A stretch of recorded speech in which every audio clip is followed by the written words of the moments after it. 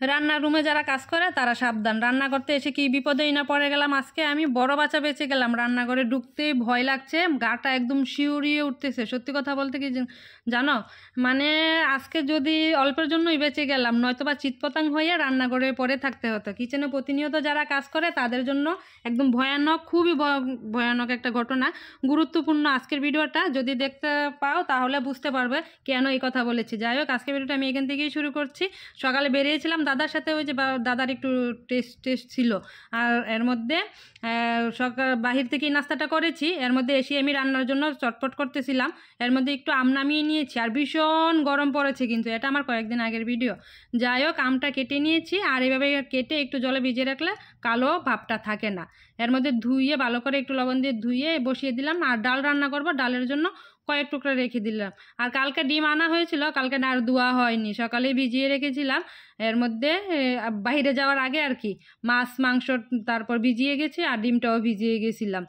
এর মধ্যে আমি ডিমটা দিয়ে নিলাম, আর এদিকে আমটাও বসিয়ে দিলাম। ডাল রান্না করব, ডালটা বের করে নিচ্ছি। মুসুর ডালই রান্না করব, বিশেষ করে এই গরমে আম ডাল বা এই টক খেতেই কিন্তু ভালো লাগে শেষ পাতে।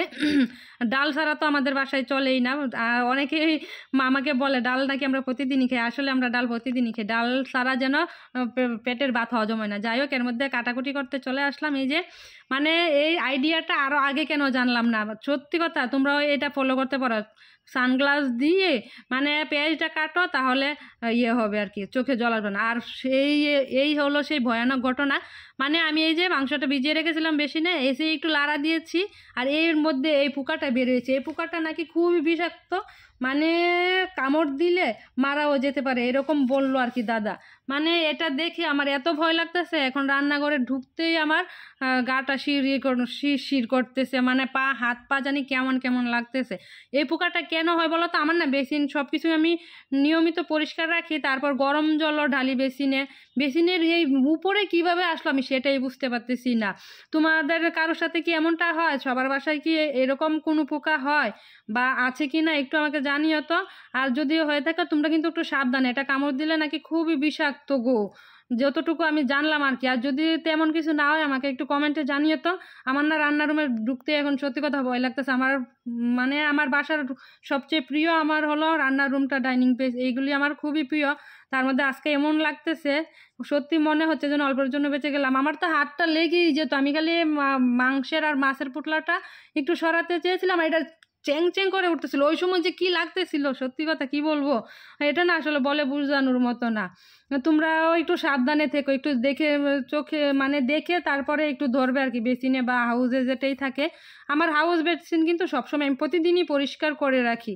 কেন যে এটা আসলাম সেটাই বুঝতে পারতেছি না। যাই হোক, অনেক মানে তারপরও তোমাদের সবাইকে একটু সাবধান করছি, নিজেও সাবধান হব সামনে থেকে আরও বেশি।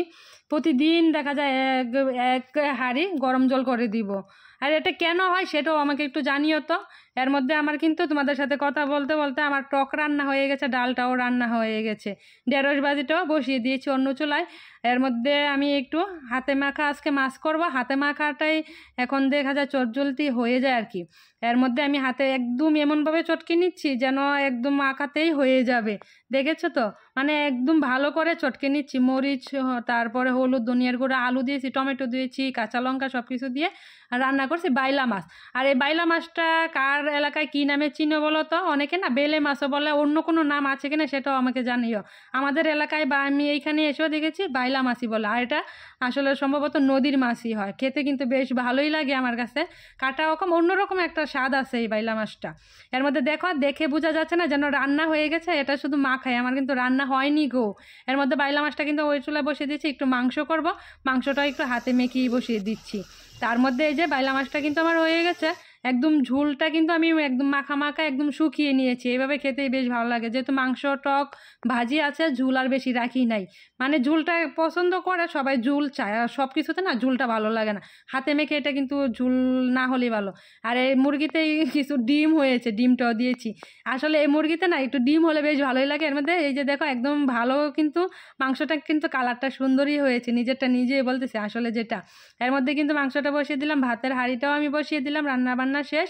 এইদিকে দেখো কত থালাবাটি জমেছে, আর বেসিনে আমার হাত দিতে এখন জানি কেমন লাগতেছে জানো তো।